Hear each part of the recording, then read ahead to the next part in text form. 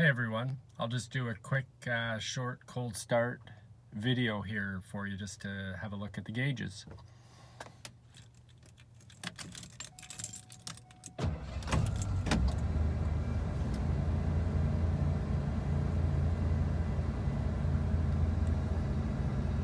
So it looks like we need to put some gas in there, but other than that we got a good charge rate, oil pressure,